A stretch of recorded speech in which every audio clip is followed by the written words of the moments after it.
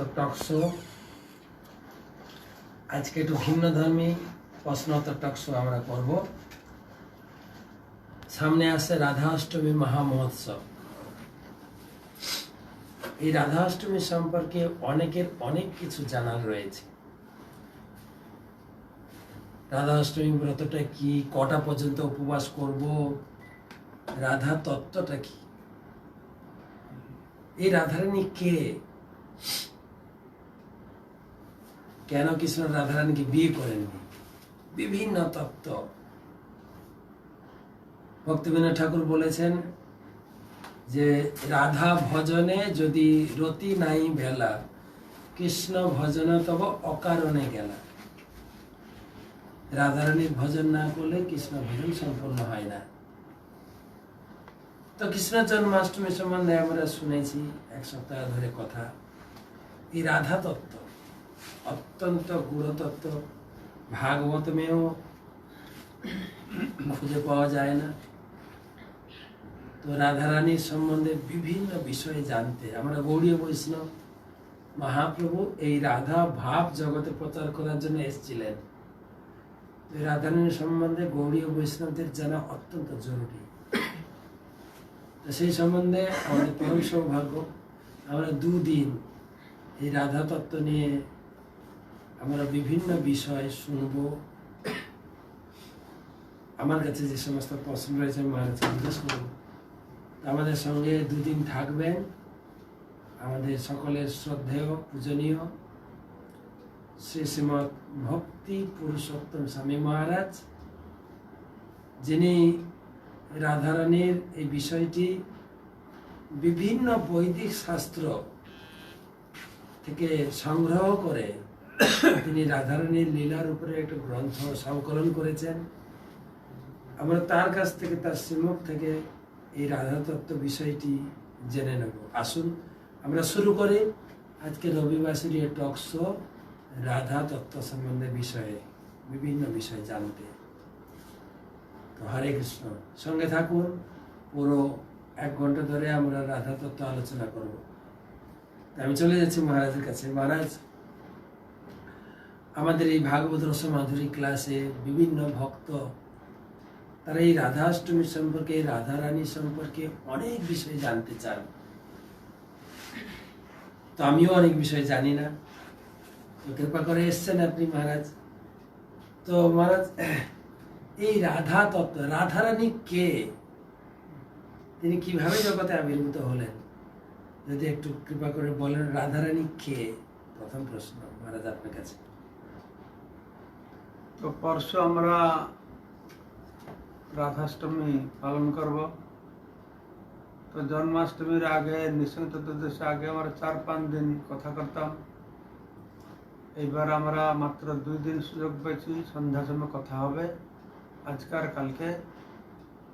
কিন্তু আমাদের আগামীকালকে আর পরশু সকালে ভাগবত ক্লাস হবে না, শুধু পরশু হবে? আমার পরশু। তো রাধাষ্টমীর দিন সকালেও পাঠ হবে।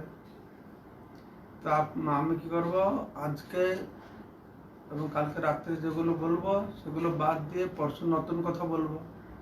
তাহলে আমার এভাবে 3 ঘন্টার সময় পাবো রাধারানী কথা শ্রবণ করতে। তো রাধারানী সম্পর্কে ধারাবাহিকভাবে বর্ণনা করা হয়েছে যে রাধারানীর কথা শ্রবণ করতে হলে যে রাধারানী কে জানা দরকার। কেননা সারা জগতের মানুষ তো ভগবানকে নিয়ে বিভ্রান্ত, আর ভগবানকে নিয়ে যা বিভ্রান্ত তার থেকে বেশি বিভ্রান্ত রাধারানীকে নিয়ে।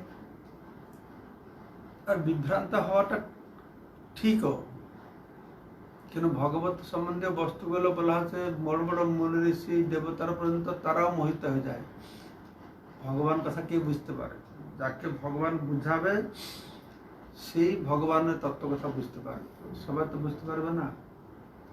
Can you arrange that doesn't blow on us, stay down? তো সেই জন্যই এই রাধারানী কে।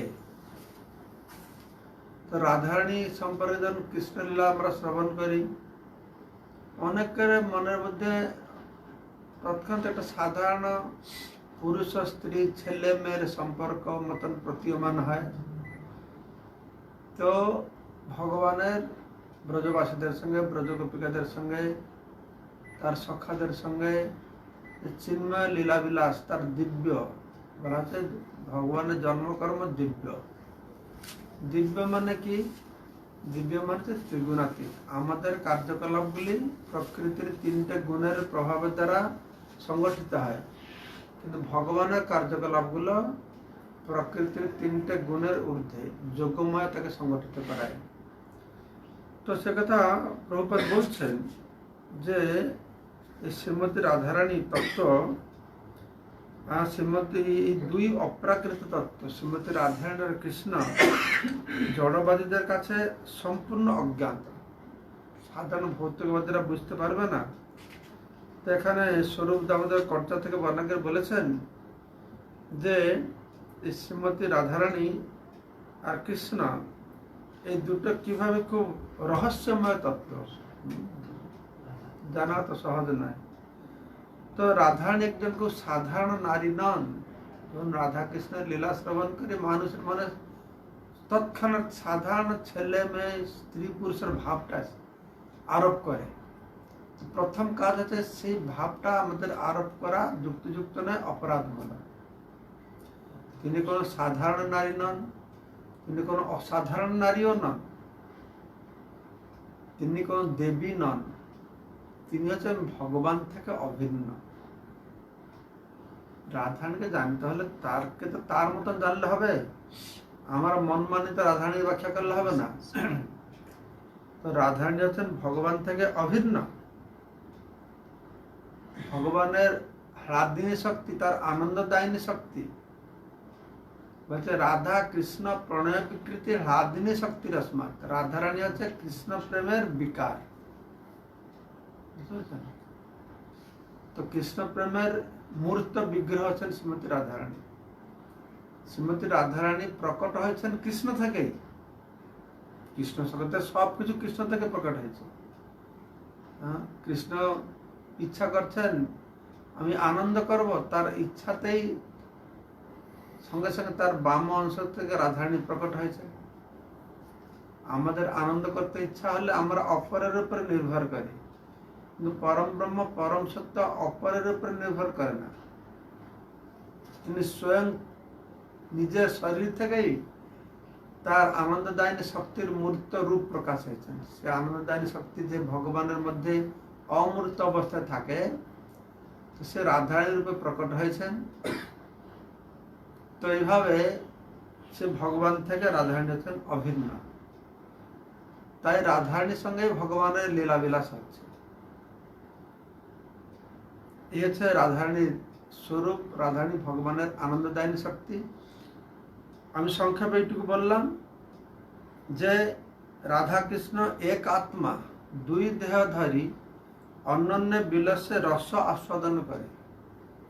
এক আত্মা দুটো শরীর গ্রহণ করেছে। একাত্মনাবপি ভূমিপুরা দেহভেদম গত। এক আত্মা হলেও পুরা কাল থেকে তার দুটি শরীর ধারণ করেছেন। রসরাজ কৃষ্ণ, মহাভাব স্বরূপিণী রাধা। এই দুই স্বরূপে কি হচ্ছে না, রাধারানী ভগবান কৃষ্ণকে প্রেম দান করছে, কৃষ্ণ আনন্দ পাচ্ছেন, আর কৃষ্ণ রাধারানীকে মাধুরীমা আস্বাদন করাচ্ছেন। তো এইভাবে ভক্ত আর ভগবানের মধ্যে ভাবের বিনিময় হচ্ছে। এই ভাবের বিনিময় হলে কি হচ্ছে, এই রস, প্রেম রস নির্যাসকে ভগবান এইভাবে আস্বাদন করছেন। তাই রাধারানীকে কোনো সাধারণ নারী বা দেবী মনে করলে হবে না। রাধারানীকে জানতে হবে যে ভগবান থেকে অভিন্ন, কেননা ভগবান তার শক্তি অভিন্ন, শক্তিমান অভিন্ন। রাধারানী ভগবানের কি শক্তি না, আনন্দদায়িনী শক্তি, হ্লাদিনী শক্তি। এইভাবে রাধারানীকে জানতে হবে। ধন্যবাদ মহারাজ, খুব সুন্দর উত্তর। রাধারানী কে আমরা জানতে পারলাম। রাধারানী কোনো সাধারণ নারী নন, অসাধারণ নন, সাক্ষাৎ ভগবানের অন্তরঙ্গা আহ্লাদিনী আনন্দদায়িনী শক্তি এবং রাধাকৃষ্ণ অভিন্ন তত্ত্ব। এটা শুনলাম মহারাজ। আরেকটা প্রশ্ন আছে যে তার নাম রাধা হলো কেন? রাধা যদি একটু ক্লিয়ার করে বলেন। রাধা দুটো শব্দ দিয়ে রাধারানীর নাম হচ্ছে। যেহেতু কৃষ্ণকে আনন্দ দিয়েছেন তাই রাধা প্রভুপাদ বলছেন। আরো বর্ণনা করা হচ্ছে রাধারানীর নাম ওনার হওয়ার কারণ হচ্ছে যেটা আমি বর্ণনা করলাম, গোলক বৃন্দাবনে রাসমণ্ডলে যখন ভগবান শ্রীকৃষ্ণ আনন্দ উপভোগ করতে ইচ্ছা করেছেন, একাকী সন রম্যত, একাকত আনন্দ করা যায় না, আনন্দ করতে হলে ভাবের বিনিময় করতে হয়, দুইজন লাগে। তখন তার ইচ্ছা হতে ভগবানের বাম অঙ্গ থেকে এই দেবী প্রকট হয়েছেন। তো 16 বছরের না 14 বছরের দেবী প্রকট হয়েছেন। তো প্রকট হয় তিনি ছুটছেন ফুল তুলে ভগবানের চরণ কমলে দেবে। তিনি রাসমণ্ডলে আবির্ভূত হয়েছেন। তার প্রথম অক্ষরটা হলো রা, রাসমণ্ডলে আবির্ভূত হল। ধা, দৌড়ে যাওয়াকে সংস্কৃতিতে বলে ধাবমান। গিভ মি সাম ওয়াটার প্রভু। তো ধাবমান, ধা শব্দ সেখান থেকে আসছে, মানে দৌড়ে যাচ্ছে। কেন না ভগবান শ্রীকৃষ্ণকে আরাধনা করে। তো রাসমণ্ডলে আবির্ভূত হয়, যেহেতু তিনি ছুটছিলেন তাই তার নাম হলো রাধা। আর একটা কারণ হচ্ছে তিনি অনুরাধা নক্ষত্রে আবির্ভূত হয়েছেন। অনুরাধা নক্ষত্রে আবির্ভূত হয়েছেন, তার নাম হচ্ছে রাধা। আর একটা হচ্ছে তিনি ভালোভাবে ভগবানের সর্বশ্রেষ্ঠ আরাধনা করেন। অনয়া আরাধিতা নূনম, আরাধিতা তো ভগবানের পরম আরাধিকা, তাই তার নাম হচ্ছে রাধিকা। তিনি রাধিকা, তিনি আরাধক আরাধিকার মধ্যে সব থেকে শ্রেষ্ঠ, তাই তার নাম হচ্ছে রাধিকা। তো রাধা শব্দটা হল। তো রাধা তিনটি অর্থ বললাম। রাসমণ্ডলে আবির্ভূত হয়ে ধাবমান ধাবিতা হয়েছিলেন, তাই রাধা। অনুরাধা নক্ষত্রে প্রকট হয়েছেন, তাই রাধা। তো আরাধনায় সর্বশ্রেষ্ঠ, তাই তাকে বলা হচ্ছে রাধা। কি চমৎকার! 3টা তত্ত্ব আমরা জানলাম রাধা নামের অর্থ। মহারাজ বুঝিয়ে বললেন 3টা অর্থ, আপনার মনে রাখবেন। মহারাজ, পরবর্তী আমার প্রশ্ন, এই রাধারানীর নাম, রাধা তত্ত্ব এত সুন্দর তত্ত্ব, আমরা সাধারণত গীতা ভাগবতমকে অথেন্টিক বই বা শাস্ত্রের বেদের সার বলে গ্রহণ করে। সেই ভাগবতে বা গীতাতে তো রাধা নাম দেখা যায় না, এর কারণ কি হতে পারে? গীতাতে তো ভগবান বিশেষ করে দর্শন শাস্ত্র বর্ণনা করেছেন। তো ভাগবতে বিভিন্ন লীলা বর্ণনা করেছেন, রাসলীলা বর্ণনা করেছেন। তবুও রাধারানীর কথা কেন বর্ণনা করেন, রাধারানীর নামটা কেন বর্ণনা করা হয় না, সেই সম্পর্কে আমাদের আচার্যরা বলছেন যে এই ব্যাপারটা পরীক্ষিত মহারাজ নিজেই বলছেন যে আমার গুরুদেব তিনি কেন রাধারানীর নাম বর্ণনা করেননি। পরীক্ষিত মহারাজ বলছেন যে আমার গুরুদেব রাধারানীর নাম উচ্চারণ করলেই অত ভাবে আবিষ্ট হতেন, তার কণ্ঠ রুদ্ধ হয়ে যেত, ভাবে গদগদ হতেন, তার ভাগবত কথা পরিবেশন করবে কি করে। সেজন্য ছিল শুকদেব গোস্বামী শুধু রাধারানীর নাম নয়, কোন গোপীর নামই ভাগবত প্রকাশ করেননি। কিন্তু তিনি যৎপরণে আসতে চেষ্টা করেছেন যেন রাধারানীর নামটা না বললেন। তা সত্ত্বেও পরোক্ষভাবে এক জায়গায় রাধারানীর নামটি প্রকাশ করেছেন। কখন করেছেন না যখন রাসলীলায় ভগবান শ্রীকৃষ্ণ অন্তর্হিত হয়ে গেছেন, কোন এক গোপীকে নিয়ে তিনি অন্তর্হিত হয়ে গেছেন, আর সমস্ত গোপীরা তার অন্বেষণ করছেন। সেই প্রসঙ্গে গোপীরা ভগবান শ্রীকৃষ্ণের চরণ কম চিহ্নের পাশে পাশে আরেকজন গোপীর চরণ চিহ্ন দেখে তারা আলোচনা করছেন যে গোপীটি কে। সেই প্রসঙ্গে শুকদেব বলছেন যে অনয়া আরাধিতা নূনং ভগবান হরিশ্বর যত ন বিহায় গোবিন্দ অনয়তর। তো ব্রজ গোপিকারা বলছেন যে অনয়া আরাধিতা নূনম ভগবান হরি ঈশ্বর।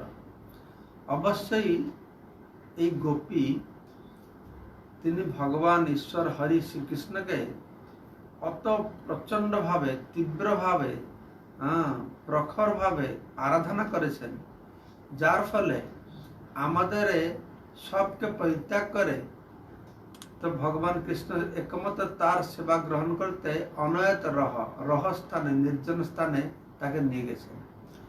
তো এইখানে যে অনয়া আরাধিতা নূনং ভগবান হরিশ্বর এই শব্দের মাধ্যমে শ্রী শুকদেব গোস্বামী পরোক্ষভাবে রাধারানীর নামটি বর্ণনা করেছেন। খোলাখুলি বর্ণনা করেনি, যেহেতু বর্ণনা করলে তার সেই রাধারানী নামের এরকম প্রভাব তার উপরে পড়তো, তিনি আর ভাগবত কথা বলতে পারতেন না। তার এক জায়গায় আমি শুনেছি, বলছিলেন যে যখন শুকদেব গোস্বামী ভাগবত কথা বলছেন, তখন বিভিন্ন কথা বলতে বলতে কৃষ্ণলীলা বর্ণনা করবেন। কৃষ্ণলীলা বর্ণনা করতে গিয়েছেন এবং সমস্ত গোপীরা তার অন্তরে আবির্ভূত হয়েছে।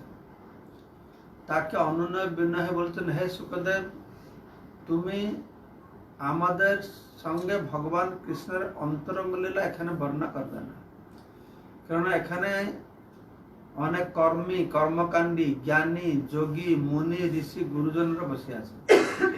তাই তুমি আমাদের সঙ্গে কৃষ্ণের যে লীলা সেটাকে গুপ্ত রাখবে। শুকদেব গোস্বামী চিন্তা করছেন, হায় হায়, আমি তো আসলাম তোমাদের লীলাটা বলতে, সেই লীলা যদি না বলে তাহলে জীবের কোনো যথার্থ সে গতি লাভ হবে না।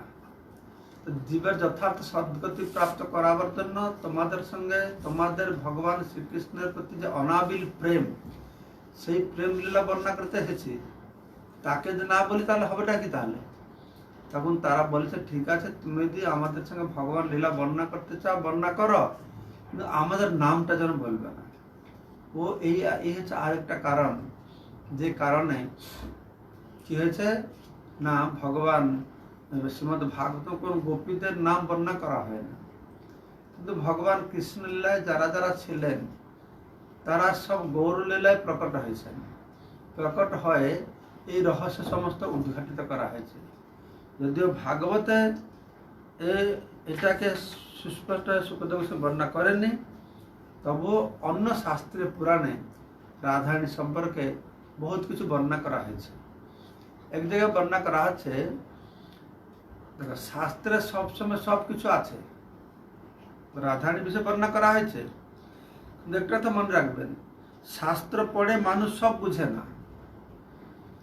যেই সময়ে ভগবান যতটুকু মুনি ঋষি বা শাস্ত্রকে বুঝাবে ততটুকু বুঝতে পারে। তো ভগবান কৃষ্ণ যোগমায়াকে বলেছেন যে রাধারানীর কথা শাস্ত্রে যেখানে যেখানে লেখা আছে, যখন কোন মুনি ঋষি সাধু সন্তরা সেই প্রশ্নটা পড়বে, তুমি দেখো তারা যেন রাধা তত্ত্ব ঠিক করে বুঝতে না পারে। কেননা এই রাধা তত্ত্ব অত্যন্ত গভীর। এমনি তো বলা হচ্ছে বেদেশু দুর্লভ, ভগবত ভক্তি ভগবানই বেদে দুর্লভ, রাধার তো আরো দুর্লভ। রাধার মহিমা আমি গিয়ে প্রচার করব। যে পর্যন্ত আমি ধরাধামে প্রকট না হয়েছি সে পর্যন্ত শাস্ত্রে উল্লেখ থাকলেও মুনি ঋষিরা যেন না বুঝতে পারে, তুমি ব্যবস্থা করো। তাই চৈতন্য মহাপ্রভু চৈতন্য রূপে যখন কৃষ্ণ এসেছেন তখন রাধারানীর মহিমা প্রচার হয়েছে। আমাদের আচার্য বলছেন, যদি গৌর না হইতো তবে কি হইতো, কেমন ধরিতাম দে, রাধার মহিমা প্রেম রস সীমা জগতে জানাত কে। তো কৃষ্ণ গৌরাঙ্গ রূপে এসে এই রাধার মহিমাকে স্বয়ং প্রচার করেছেন। তিনি যোগমায়াকে বললে এগুলো সব শাস্ত্রে আছে, কিন্তু সেগুলো প্রকট করেন। কত সুন্দর কথা। রাধারানীর কথা ভাগবতে নেই কেন? আমরা জানতে পারলাম অনেকগুলো কারণ মহারাজ দেখিয়েছেন। রাধা নামে এত আনন্দ যে সুখদেব গোস্বামী বলতে গেলে এই আনন্দে বাকিটা হয়তো ভাগবত সম্পূর্ণ হতো না। তবে আরেকটা তত্ত্ব মহারাজ দিলেন, ভাগবত মে রাধা তত্ত্ব আছে, বৈদিক শাস্ত্রে আছে, কিন্তু আমরা যদি সেই গৌড়ীয় পরম্পরা ধারায় আমাদের মহাপ্রভুর পার্শ্বদ স্বরূপ দামোদর গোস্বামী উনি বলেছেন, যাহ পড় ভাগবত বৈষ্ণবের স্থানে, একান্ত আশ্রয় করো চৈতন্য চরণে। মহারাজ সেটাই বললেন, চৈতন্য মহাপ্রভুর ধারাতে চৈতন্য মহাপ্রভুর ভক্তদের আনুগত্য যদি আমরা গীতা ভাগবতম যদি আমরা অধ্যয়ন করি, সেখানে রাধা তত্ত্ব খুঁজে পাব। রাধার মহিমা কীর্তন বিভিন্ন শাস্ত্রে, বৈদিক শাস্ত্রে রয়েছে। তবে এটা অত্যন্ত উন্নত তত্ত্ব, আমাদের বোধগম্যের বাইরে। সেই জন্য খুব সাবধান সহকারে এবং ভগবান কৃষ্ণের বা রাধারানীর প্রেমী ভক্তের কাছে খুব ধৈর্য সহকারে বসে শ্রবণ করতে হবে। এবং রাধারানীর কৃপা হলে আমার হৃদয়ে সে রাধারানীর তত্ত্ব উদিত হবে। আমরা জানলাম কেন ভাগবতমে রাধার নাম নেই, রাধার নাম রয়েছে। মহারাজ ধন্যবাদ, খুব সুন্দর বিষয়। অনেকের এটা প্রশ্ন থাকে যে রাধারানীর নাম কেন নেই, এটা জানা ছিল না। মহারাজ অতি সুন্দর উত্তর। তবে মহারাজ একটা কাহিনী শুনছিলাম, রাধারানী এই জগতে কিভাবে এলেন। সেই আমাদের রাধারানীর আবির্ভাব স্থান কি বলে, রাভেল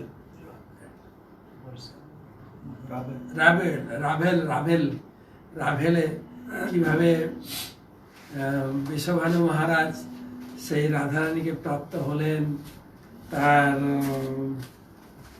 এই জন্ম সংস্কার আদি যা যা যা যা হলো, খুব অপূর্ব কথা আপনি আপনার বইতে উল্লেখ করেছেন। আমি একবার শুনেও ছিলাম, যদি সবার কাছে ব্যক্ত করেন, আমার মনে হয় অতি চমৎকার লীলা, সবাই খুব আনন্দ পাবেন। মহারাজ যদি বলেন রাধারানীর আবির্ভাব।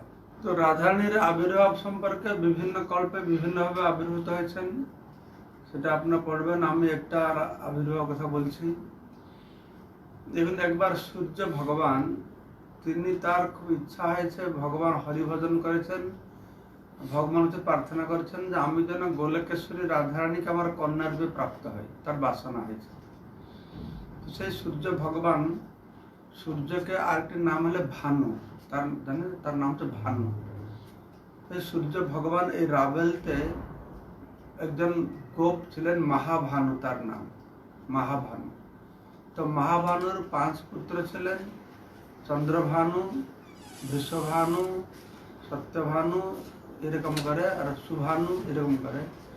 তো তার মধ্যম পুত্র হলেন এই আমাদের বৃষভানু রাজা।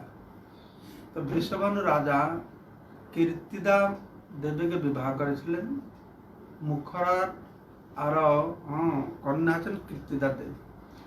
তো কীর্তিদা দেবী আরেকটি নাম হচ্ছে কলাবতী। তো এরা দুজন বিবাহ করেছেন, বহুদিন হয়ে গেছে, তাদের কোনো সন্তান সন্ততি ছিলেন না। তারপরে কীর্তিদা দেবী তিনি বলছেন যে তুমি কাজ করো, তুমি কাত্যায়নী উপাসনা করো। তো বৃষভানু রাজা গিয়েছেন, তার কাছে কন্যা পাওয়ার জন্য বাসনা আছে। তো কাত্যায়নী উপাসনা করেছেন, যমুনার তীরে গোবর্ধন পর্বতের নিচে বসে তিনি কাত্যায়নী উপবাস করে, ব্রত উপবাস করে অনাহারে তিনি কি করছেন, কাত্যায়নীদের উপাসনা করছেন। কাত্যায়নী উপাসনা করছেন, কিন্তু তার কোনো ফল হয় না। তখন একদিন কি হয়েছে না, কাত্যায়নী দেবী প্রকট হয়ে তাকে বলছেন যে বৎস, তুমি হরিনাম গ্রহণ করো। হরিনাম গ্রহণ না করলে তোমার কর্ণশুদ্ধি হবে না, তোমার কোনো ফল তুমি পাবে না। তাই সবাইকে ভগবান কৃপা লাভ করতে হলে এই হরিনাম করতে হবে। তাতে বলা হচ্ছে যে আমরা যদি রাধারানীর কৃপা পেতে চাই, রাধারানীকে লাভ করতে চাই, তার চরণকমলে আশ্রয় পেতে চাই, তাহলে আমাদের কি করতে হবে না, এই হরিনাম কীর্তন করতে হবে। তো বলছেন হরিনাম বিনাবশ্চ কর্ণশুদ্ধির ন জায়তে, তস্মাৎ শ্রেয়স্করম রাজন হরের নামানুকীর্তনম, গৃহান হরিনামানি যথাক্রমম বিনিন্দে। তো হরিনাম কর। তখন রাজা বৃষভানু, সেখানে ক্রতুমুনির আশ্রম ছিল, ক্রতুমুনির আশ্রমে গিয়ে প্রার্থনা করেছেন হরিনামের জন্য। তো ক্রতুমুনি তখন তাকে এই হরে কৃষ্ণ কৃষ্ণ কৃষ্ণ হরে হরে, হরে রাম রাম রাম হরে হরে, এই মন্ত্রটি দিয়েছেন। আর মন্ত্র দিয়ে বলেছেন ইতি ষোড়শ নাম ত্রিকাল কলমসনাসনম। আমরা যে কলি কলমসনাসনম এর ব্রহ্মাণ্ড পুরাণ উত্তরখণ্ডে বলা আছে ত্রিকাল কলমসনাসনম না তার পরতর উপায় সর্ববেদেশু দৃশ্যতে। যে এই যে হরিনাম যে কেউ জপ করে ফল পাবে, শাক্ত হোক, সভ্য হোক, সে গানপত্য হোক, যে কেউ হরিনাম করবে, শাক্ত বা বৈষ্ণব বা সৌর বা সভ্য এবচ গানপত্য লভতে কর্ণ সুদিং নামানুকীর্তনাথ। হরিনাম করলে শুদ্ধ হবে। তখন হরিনাম নিয়ে তারপরে আবার আসে না হরে কৃষ্ণ আমরা জপ করতে শুরু করেছে। জপ করতে করতে দেবী কাত্যায়নী সন্তুষ্ট হয়ে তার সামনে প্রকট হয়েছেন। একটা ডিম্বাকৃতি স্বর্ণ পেটিকার তাকে প্রদান করেছেন যে এতে তোমার মনোভীষ্ট পূর্ণ হবে। তো স্বর্ণ পেটিকা নিয়ে গিয়েছেন। কালক্রমে তার মধ্যে থেকে সুন্দর কন্যা রূপে শ্রীমতী রাধারানী প্রকট হয়েছেন। একথা বর্ণনা করা হচ্ছে। আরো বর্ণনা করা হচ্ছে কিভাবে বৃষভানু রাজা রাবণের নিচে নদী প্রবাহিত যমুনা নদী, সেখানে গিয়ে স্নান করে জলের মধ্যে ডুবে ভগবানকে ধ্যান করেছিলেন। তার শরীরে কিছু লেগেছে এসে, তো চোখ খুলে দেখছেন সহস্র দল বিশিষ্ট একটি পদ্মফুল, তার মধ্যে সুন্দর বিদ্যুতের মতন জ্যোতির্ময় একটি কন্যা হাত পা নাড়াচ্ছে। তাকে নিয়ে তার কন্যা তাকে নিয়ে তারপরে দিয়েছেন কীর্তিদা সুন্দরীকে। তবে যে ভগবানের শক্তির আবির্ভাব এইরকম, যেরকম সীতা দেবী সে মাটির ভিতর থেকে প্রকট হয়েছিলেন। এরা সব অজনী সম্ভূতা ভগবান শক্তি। কিন্তু রঘুনাথ দাস গোস্বামী আবার বলছেন যে এই কল্পনা কি শ্রীমতী রাধারানী হচ্ছেন কীর্তিদা গর্ভসম্ভূতা। তো এইভাবে শ্রীমতী রাধারানীর আবির্ভাব সম্পর্কে আরো বিভিন্ন কথা রয়েছে। আপনারা শ্রীমতী রাধারানী গ্রন্থ অধ্যয়ন করলে আরো আবির্ভাবের বিভিন্ন লীলা সেখান থেকে পাবে।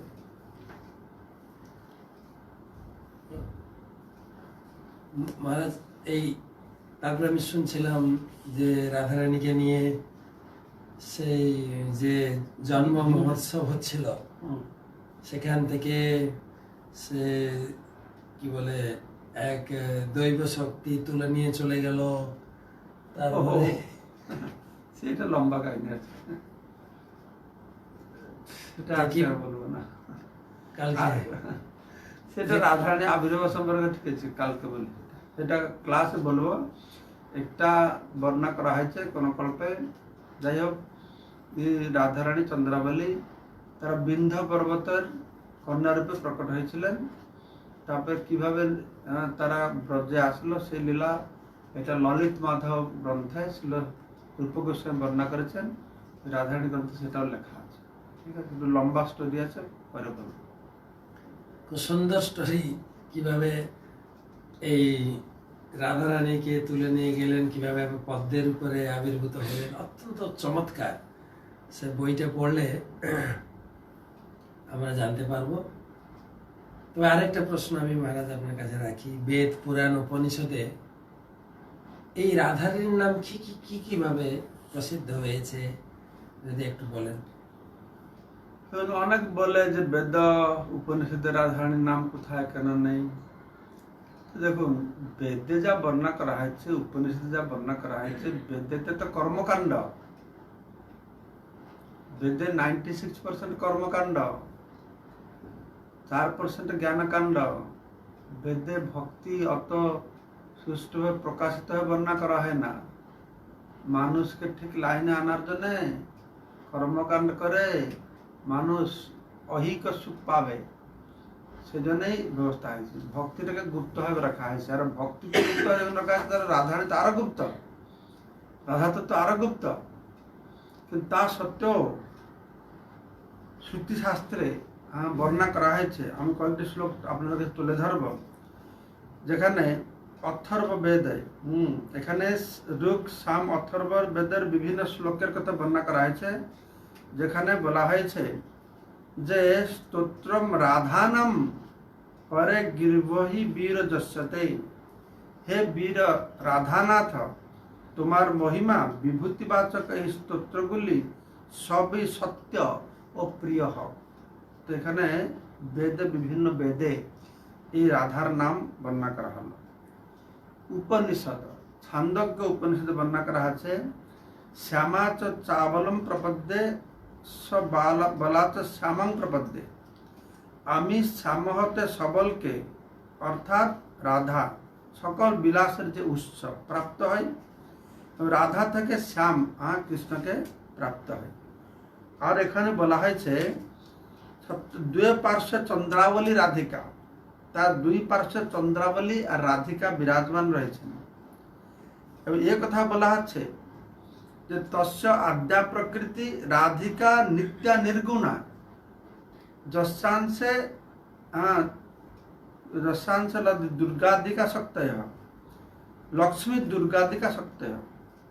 তো রাধারানী হচ্ছেন ভগবানের আদ্যা শক্তি, নিত্যা নির্গুণা, তার অংশে যশাংশে লক্ষ্মী দুর্গা আদিকা শক্তি। যত শক্তি তত্ত্ব রয়েছেন তারা সবাই হচ্ছে রাধারানীর প্রকাশ। ঠিক আছে। ঋক পরিশিষ্ট এটাও বর্ণনা করা হয়েছে, রাধয়া মাধব দেব মাধবেন এব রাধিকা বিভ্রাজন্তে জনেশ্ব। রাধা মাধবের দ্বারা বিভাষিত ও মাধব রাধার দ্বারা বিভাষিত হচ্ছে, এটা বর্ণনা করা আছে। গৌতমীয় তন্ত্রে বলা হচ্ছে সত্যম তত্ত্বং পরত্বং চ তত্ত্বত্রয়ম অহম কিলম ত্রিতত্ত্ব স্বরূপিণী সাপি রাধিকা মম বল্লভা। এখানে গৌতমীয় তন্ত্রেও রাধারানীর নাম এসে আছে। আচ্ছা, নারদ পঞ্চরাত্রি দেখুন, লক্ষ্মী সরস্বতী দুর্গা সাবিত্রী রাধিকা পরা দেবী রাধা পরাপ্রক্তা চতুর্বর্গ প্রসিবিনী। একথা বর্ণনা করা হলো। গৌতমীয় তন্ত্রে দেখা বলা আছে দেবী কৃষ্ণময়ী প্রক্তা রাধিকা পরদেবতা সর্বলক্ষ্মীময়ী সর্বকান্তি সমহিনী রাধা। এখানে রাধারানীর কথা বলা হচ্ছে। পদ্মপুরাণে কি বলা হলো, যথা রাধা প্রিয়া বিষ্ণু তস্যা কুণ্ডম প্রিয় তথা। এখানেও সেই রাধারানীর কথা বলা হলো। তো এইভাবে বিভিন্ন শাস্ত্রে শ্রীমদ বর্ণনা করা হয়েছে। শ্রীমদ ভাগবত পরোক্ষ অনয়ার আধিতানুনং ভগবান হরিশ্বর শ্লোকের মাধ্যমে সেখানে বর্ণনা করা হচ্ছে যে কিভাবে ভগবান শ্রীকৃষ্ণ এই গোপীকে, সমস্ত শতকোটি গোপীকে পরিত্যাগ করে জন্ম বিহায় গোবিন্দ প্রীতজম অনয়ত রহ। তো ভগবান কৃষ্ণ রাধারানীকে নিয়ে যে চলে গেছিলেন, তিনি সর্বোত্তম আরাধিকা, তাই তাকে রাধিকা আমরা বলি। রাধিকা আরাধনায় তিনি হচ্ছেন শ্রেষ্ঠ। আর কোন প্রশ্ন? তো বিভিন্ন শাস্ত্রে যেটা আমাদের মনে থাকে না, রাধারানীর নাম কেন পায় না, মহারাজ আবার বিষয়টা তুলে ধরলেন। বিভিন্ন শাস্ত্রে, আমাদের এত শাস্ত্র পড়তেও লাগবে না, বিভিন্ন শাস্ত্রে রাধারানীর নামগুলো সংগ্রহ করে মহারাজ তার বইতে সংকলন করেছেন বিভিন্ন নাম। তো আমার মনে হয় প্রত্যেক গৌড়ীয় ভক্তদের বইটা হ্যান্ডবুক হিসাবে থাকা দরকার। বিভিন্ন ভাষায় বেরিয়েছে মহারাজ, কতগুলো ভাষা বেরিয়েছে বইটা। এটা হিন্দি বেরিয়েছে, ইংলিশ বেরিয়েছে, চেক রিপাবলিক ভাষা বেরিয়েছে, রাশিয়ান ভাষা বেরিয়েছে, চাইনিজ ভাষা বেরিয়েছে, স্প্যানিশ ভাষা বেরিয়েছে, সব থেকে শ্রেষ্ঠ হচ্ছে উর্দু ভাষায় বেরিয়েছে। পাকিস্তান ভক্তরা বইটাকে উর্দু ভাষায় অনুবাদ করে সব পড়ছে ওরা ভাষায়। আমিও শুনেছি আমাদের ভারতের অনেকগুলো ভাষা, তামিল ভাষায় আমি শুনেছি। বইটা এতটা উপাদেয় এবং অনেক লীলা। মহারাজ তো এখন তত্ত্ব কথা বলছেন, আমি মহারাজকে অনুরোধ করবো একটু লীলায় আসতে। মহারাজ, এই অনেকে প্রশ্ন করে যে রাধারানী হচ্ছেন কৃষ্ণের মামি, আয়ন ঘোষের সঙ্গে বিয়ে হয়েছিল। এই জাবটে রাধারানীর যে লীলা দুই একটা যদি মহারাজ তুলে ধরেন, জাবটে কিভাবে আয়ন ঘোষের সঙ্গে বিয়ে হলো, কেনই বা বিয়ে হলো, এই ধরনের লীলা বইতে আমি পড়েছি দু একটা। যদি মহারাজ দু একটা নিয়ে আসেন লীলা, ভালো লাগবে। তো রাধারানী আয়ন ঘোষ বা অভিমন্যুর সঙ্গে বিবাহ হয়েছে। সমস্ত ব্রজগোপিকারা বিবাহিত পতি ছিল, তারা তাদেরকে ছেড়ে এসে ভগবান শ্রীকৃষ্ণের সঙ্গে রাসলীলা করলেন। এই কথাটা সাধারণ জগতে শুনতে জানতে একটু অন্যরকম লাগে, কিন্তু এটা বুঝতে হবে। যদিও এটা আমি বলবো সবার পক্ষে বোঝা একটু কঠিন হবে, কিন্তু যেটা আমাদের আচার্যরা বলেছেন, যেটা শাস্ত্রে বলা হয়েছে, সেটা শুনতে হবে। শুনতে শুনতে হয়তো কোনদিন আমাদের এটা বোধগম্য হবে। ব্যাপার আছে, যেটা প্রথমে জানতে হবে যে কৃষ্ণ হচ্ছেন ভগবান। ভগবান লীলাগুলি মহামায়ার দ্বারা পরিচালিত হয় না, এগুলো ভগবানের যোগমায়া স্বরূপ শক্তির দ্বারা পরিচালিত হয়। তো এই যে রাধারানী, ব্রজগোপিকারা, যেটা বলে সাধারণ বাইরে অসাধারণ নারী তারা নয়, ভগবান সঙ্গে বিবাহ হয়, তাদের সম্পর্ক হয় না। ওরা নিত্যকালে গোলক বৃন্দাবনে এরা ভগবানের সহচরী, যেন লক্ষ্মী দেবী। বৈকুণ্ঠে কি লক্ষ্মী দেবী বিষ্ণুকে বিবাহ করে কোনোদিন লক্ষ্মী দেবী বিষ্ণুর পত্নী হয়েছেন? না, অনাদিকাল থেকে লক্ষ্মী দেবী বিষ্ণুর পত্নী আছেন। তো সেই লক্ষ্মী নারায়ণ বিবাহ আর হচ্ছে, এই জড় জগতের লীলা হচ্ছে। কিন্তু একটা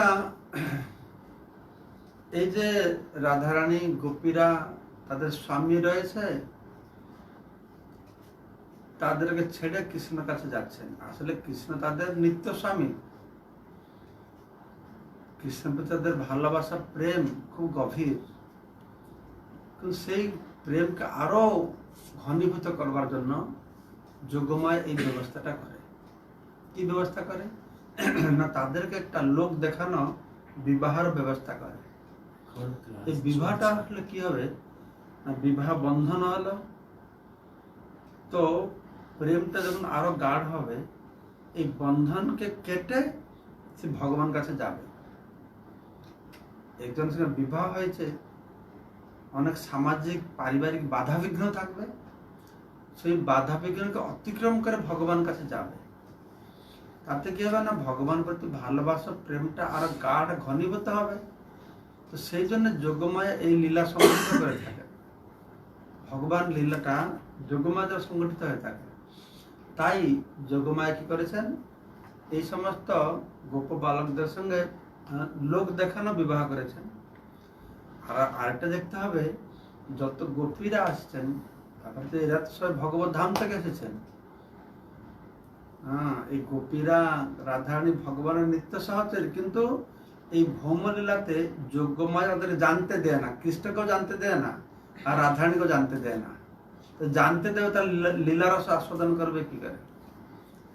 তো তারা এইখানে এই যত গোপ বালক সব রয়েছে, তারা তো ভগবানের, তার স্বরূপ সিদ্ধ, ভগবান নিত্য ধামে নিত্য বিলাস করে, তারা সব কৃষ্ণেরই প্রকাশ। বুঝতে পারছেন? গোপ বালক আর যে গোপীরা, তারা রাধারানীর প্রকাশ। তারা সবসময় ভগবান কৃষ্ণের সেবায় থাকে। কিন্তু এই ভৌম লীলাতে যোগমায়া, এটা স্বকীয় আর পরকীয়া রস আছে। ভৌতিক জগতে এই পরকীয়া রসটা খুব জঘন্য, চিন্ময় জগতে সেটা হচ্ছে মহান, শ্রেষ্ঠ। কেন শ্রেষ্ঠ? এটা ভগবানকে নিয়ে, যে কোনো বিষয় ভগবানকে নিয়ে। দেখুন, ভগবান চুরি করছেন, ভগবান সত্যকোটি গোপীদের সঙ্গে রাসলীলা করলেন, তো সেই জন্য কি ভগবানকে কেউ শাস্তি দিল, জেলে ভর্তি করা হলো? আমরা যদি সেই কাজ করি, তাহলে আমাদেরকে জেলে পুরিয়ে দেবে। কিন্তু ভগবান সেই কাজ করেছেন, আর সেই কাজের জন্য ভগবানকে শাস্তি কি দেবে? সেই লীলা শ্রবণ করে মানুষ এই সংসার কারাগার থেকে মুক্তি পেয়ে যাচ্ছে। ভগবান সঙ্গে ব্রজগোপিকাদের এই যে লীলা, এগুলো যদি আমাদের সাধারণ জাগতিক কামর বশবর্তী লীলা হতো, তাহলে শুকদেব গোস্বামী মতন মহান গোস্বামী, যিনি আত্মারাম, আত্মাতে রমণ করেন, তো সেই রকম লোক কি জাগতিক কাম নিয়ে কথা বলবে? যেখানে সমস্ত মুনি ঋষি বিজ্ঞ ব্যক্তিরা বসে আছেন, এটা একটা কাণ্ডজ্ঞান তাদের ব্যবহার করতে হবে। এর পিছনে উন্নত কিছু রয়েছে। তো সেই জন্যই আমাদেরকে, আমি একটা রাধারানী পার্ট 2 বই লিখেছি ইংরাজিতে, বাংলা অনুবাদ তার হয়েছে, কাল পরশু বেরোবে সেটা এগুলো পরে আমি আরো বেশি চর্চা করে লিখেছি, মানুষদের এই সমস্ত সন্দেহগুলো দূরীভূত করবার জন্য, যে রাধারানীর কৃষ্ণের সঙ্গে যে প্রেমটি কি অনাবিল সেটা জানতে হলে রাধারানীর সঙ্গে কৃষ্ণের সম্পর্কে জানতে হবে। রাধারানী হচ্ছে কৃষ্ণের অংশ, কৃষ্ণ থেকে অভিন্ন। আমরা জড়জগতে যে ছেলে মেয়ের ভালোবাসা হয় সেই মেয়েটা তো ছেলের অংশ নয়। হ্যাঁ, এরকম অনেক তত্ত্ব রয়েছে। তো রাধারানী যখন আবির্ভূত হয়েছেন তখন তিনি চোখ বন্ধ করে আবির্ভূত হয়েছেন। একবার নারদ মুনি তিনি কৃষ্ণ প্রকট হওয়ার পরে ধরাধামে গোলকে গিয়েছেন, দেখছেন সব নিষ্প্রভ, বেশি কোনো কাজ টাজ হচ্ছে না। কি ব্যাপার না, কৃষ্ণ ভৌমলীলায় গিয়েছেন। তো নারদ মুনি এসেছেন গোকুলে। তো কৃষ্ণ তখন গিয়েছেন নন্দ বাবার ঘরে। তখন দেখছেন কৃষ্ণ ভগবান, তার আরাধ্য ভগবান, নারদ মুনির আরাধ্য ভগবান শ্রীহরি ছোট্ট শিশু রূপে নগ্ন রূপে সেখানে শুয়ে আছেন। তো অনন্ত কোটি ব্রহ্মাণ্ডের যে পতি তাকে ছোট্ট শিশু রূপে দেখছেন। খুব আনন্দ। ভগবানের লীলা যখন আমরা শুনতে যাব না, কোন সময় ভগবানের লীলাকে আমরা জড় বুদ্ধি দিয়ে বিচার করলে বুঝতে পারবো না। ভগবান লীলাকে সময়, দেশ আর কাল এর সীমার মধ্যে বুঝতে গেলে বুঝতে পারবো না। এই জন্য এই প্রশ্ন, এই সময়টা কেন হলো, এটা কেন হলো, কারণ ভগবান আছেন অঘটন ঘটন পটিয়াছি। কোন রূপে প্রকট হবে, কোন বয়সে, বোঝা বড় মুশকিল। যে কোনো সময় যে কোনো বয়সে তিনি প্রকট হয়, যে কোনো লীলা তিনি প্রকাশ করতে পারেন। তো নারদ মুনিকে দর্শন করে নারদ মুনি কৃষ্ণ খুব আনন্দ পাচ্ছেন, স্তব স্তুতি করছেন। ছোট শিশু রূপে ভগবান কৃষ্ণ গোকুলে নন্দালয়ে দর্শন করে যখন বেরোচ্ছেন, চিন্তা করছেন যে কৃষ্ণ ভগবান এসেছেন, তার মানে গোলকেশ্বর রাধা নিশ্চিত এসেছেন। নিশ্চয়ই ব্রজে কোথায় প্রকট হয়েছেন, কারণ কৃষ্ণ তো রাধারানীকে নিয়ে আসবে না। তখন সব ব্রজের প্রতিটি ঘরে ঘরে যাচ্ছেন। সেই কন্যা রূপে কে রাধারানী, কার কন্যা রূপে প্রকট হয়েছেন। ব্রজবাসীরা নারদ মুনিকে পেয়ে তাকে খুব সম্বর্ধনা জানাচ্ছেন, পদধৌত করছেন, তাকে পূজা করছেন। জিজ্ঞাসা করে তোমাদের কোন সন্তান সন্ততি আছেন? তো দেখে দেখে যাচ্ছে। বিশ্ববানু ঘরে ঢুকেছেন। বিশ্ববানু ঘরে ঢুকে বলছে, বিশ্ববানু রাজা খুব আনন্দ খুশি, নারদ মুনি এসেছেন, সম্ভাষণ করেছেন। তো নারদ মুনি বলছেন, আমি তোমার কোনো সন্তান সন্ততি দেখতে চাই। তো বিশ্ববানু রাজা কি করেছেন, শ্রীদামকে নিয়ে এসেছেন। যখন নারদ মুনি কৃষ্ণকে দেখেছেন, তিনি তো বুঝতে পেরেছেন, চিনতে পেরেছেন। তখন নন্দ মহারাজ বলছেন, নন্দ মহারাজ তুমি জীবনে ধর্ম, অর্থ, কাম, মোক্ষ কোনো চিন্তা না করে শুধু এই ছেলের প্রতি আসক্ত হও, এই ছেলেকে দেখাশোনা করো। তার কৃষ্ণের মহিমা বর্ণনা করেছেন। তখন গিয়েছেন তারপরে বৃষভানু রাজার বাড়িতে। সিদ্ধাম দেখতে খুব সুন্দর। বৃষভানু রাজাকে বলছে, একে ভালো যত্ন করবে, কৃষ্ণ বলরামের সখা হয়, তার সঙ্গে খেলাধুলা করবে, কৃষ্ণ লীলায় বহুত সাহায্য করবে। তবে বলে টলে তারপরে ঘর থেকে বেরিয়ে যাচ্ছেন। বিশ্ববানু রাজা ডাকছে, ও নারদ মুনি, নারদ মুনি আসুন আসুন। আসলে আমার একটা কন্যা আছে, কন্যাটা জন্ম থেকে অন্ধ, সেই জন্য আমি আপনাকে দেখাতে চাইলাম না। অন্ধ কন্যা কি দেখাবো, আসুন তো আসুন তো। আপনি যদি আশীর্বাদ করেন একটু, অন্ধ মুখ বলতে বোবার মতন জন্ম থেকে এরকম পড়েছে, আসুন দর্শন করে যান। কোথায়? ওই ঘরে আছে। তখন ঘরটা দেখিয়ে দিয়ে বিশ্ববানু রাজা চলে গেছেন। তো নারদ মুনি গিয়ে দেখছেন, এই ছোট্ট শিশুকে দেখেছেন, কত সুন্দরী কন্যা। তো নারদ মুনি বলছে, আমি তো সমস্ত ব্রহ্মাণ্ড ঘুরেছি, পার্বতী যে জগতের সব থেকে সুন্দরী পার্বতী, সেও দেখতে অত সুন্দর নয়। আর লক্ষ্মী সরস্বতী এই কন্যার ছায়ার সঙ্গেও তুলনা করা যাবে না। নারদ মুনি চিন্তা করছেন, আমি তো ভগবানের সে মোহিনী রূপ দর্শন করেছি, সে মোহিনী রূপের ধারা পাশে আসবে না। কত সুন্দরী কন্যা, এই নিশ্চয়ই গোলকেশ্বরী হবে। তাকে কোলে নিয়েছেন, যে কোলে নিয়েছেন বা স্তম্ভীভূত হয়ে গেছেন, স্থানুমতন হয়ে গেছেন। তখন সঙ্গে সঙ্গে তারপরে রাধারানীর খুব মহিমা গান করে বলছেন, রাধারানী আপনি যদি আমার উপর খুশি হয়েছেন তাহলে আমি আপনার কাছে কিশোরী রূপ দর্শন করতে চাই। রাধারানীকে রেখে দিয়েছেন। তখন নারদ মুনি কি করছেন না, কৃষ্ণের গুণ মহিমা গান করতে শুরু করেছেন। কৃষ্ণের গুণ মহিমা গান করতে তো রাধারানী হঠাৎ তার সে 14 বৎসর মানে 14 বৎসর বয়সী সুন্দর তার রূপকে ধারণ করে প্রকট হয়েছে। আর রাধারানীকে দর্শন করে রাধারানীর সঙ্গে সঙ্গে অষ্ট সখীরাও প্রকট হয়েছেন। আর রাধারানী সে সৌন্দর্যকে দর্শন করে সঙ্গে সঙ্গে নারদ মুনির মূর্ছা হয়ে পড়ে গেছে। তখন অন্য সখীরা কি করেছেন, সঙ্গে সঙ্গে রাধারানীর জল নিয়ে রাধারানীর চরণ ধৌত করে সেই জল নারদ মুনির উপরে সিঞ্চন করেছেন। তো নারদ মুনির যে জ্ঞান এসছে, তখন সমস্ত সখীরা বলছে, হে মুনিবর নারদ, তুমি খুব ভাগ্যবান। আজকে যে রূপ দর্শন করছ, মুনি ঋষি দেবতারা গন্ধর্ব চারণ তারাও এই রূপ দর্শন করতে পারে না। আর নারদ মুনি তো দর্শন করে কিছু মুখ থেকে বাক রুদ্ধ হয়ে গেছে, কিছু বলতে পারছে না, কিছু করতে পারছে, স্থান হয়ে গেছে। তো সখীরা বলছে, আরে তুমি কি করছো, তাড়াতাড়ি প্রণাম করো, তাড়াতাড়ি পরিক্রমা করো, এই হচ্ছে বিদ্যুতের মতন যে কোনো সময় অন্তর্ধান হয়ে যাবে। তখন নারদ মুনি সঙ্গে সঙ্গে প্রণাম করে পরিক্রমা করছেন। তার হঠাৎ সে কিশোরী রূপকে পরিত্যাগ করে রাধারানী আবার সে শিশু রূপ হয়ে গেছে। আর শিশু রূপ হয়ে গেছেন। আর নারদ মুনি শিশুরূপী রাধারানীকে স্তব স্তুতি করছে, প্রণাম করছে, স্তব স্তুতি করছে। কিছু সময় অতিবাহিত হয়ে গেছে। তো বিশ্বভানুরাজ অতক্ষণ নারদ মুনি কি করছেন ভিতরে, ভিতরে ঢুকছে, দেখছে নারদ মুনি কি করছে, সে শিশুকে প্রণাম করছে।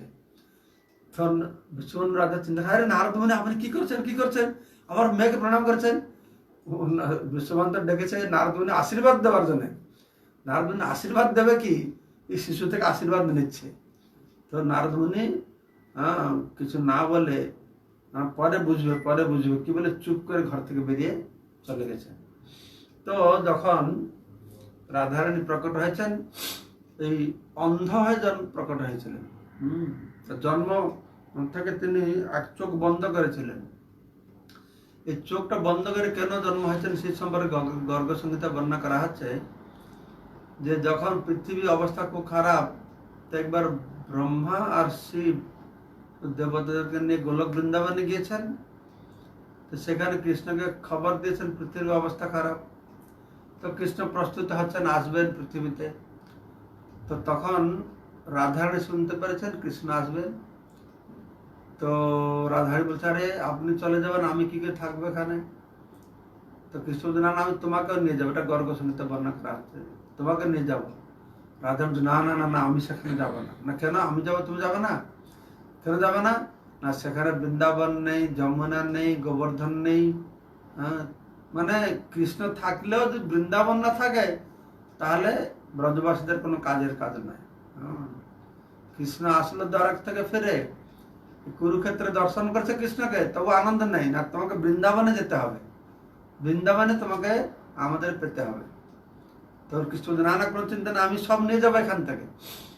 এই বৃন্দাবন ধাম, সেজন্য ভগবান যখন তার ধাম থেকে আসেন, শ্রীকৃষ্ণ চৈতন্য প্রভু জীবে দয়া করি সব পার্শ্বদ ধাম সহাবতারি, এই সব নিয়ে ধরাধামে তিনি প্রকট হন। তো সব নিয়ে যাব। তখন রাধারানী বলছেন, আমি যাব ঠিক আছে, কিন্তু আমি সেখানে গিয়ে আমি কোনো সে মর্তলোকের মুখ দর্শন করবো না, প্রথম তোমাকে দেখলাম চোখ খোলো। চোখ বন্ধ করে এসেছেন। তো যখন কীর্তিদা মাতা রাধারানীকে প্রাপ্ত হয়েছেন, তো পৌর্ণমাসে এসেছে, পৌর্ণমাসে এসে কীর্তিদা বৃষভানুকে রাধারানীর মহিমা শুনিয়েছেন। আরে আর দেখতে তো সুন্দর, বিদ্যুতের মতন জ্যোতির্ময়, দেখতে তার চোখ নেই, দেখতে পারে না, চোখ খোলা নেই, বন্ধ। আর সবাই দুঃখী হয়ে গেছে, যত সুন্দরী কন্যা কিন্তু দেখতে পারে না, আর খুব দুঃখী হয়ে গেছে। চোখ না থাকলেও অত সুন্দরী ছিলেন রাধারানী শিশু সময়। তো সব ব্রজবাসীর দর্শন করতে আসছে। তো নন্দ মহারাজ, মা যশোদাও গিয়েছেন, কৃষ্ণকে কোলে করে মা যশোদা নিয়ে গেছেন।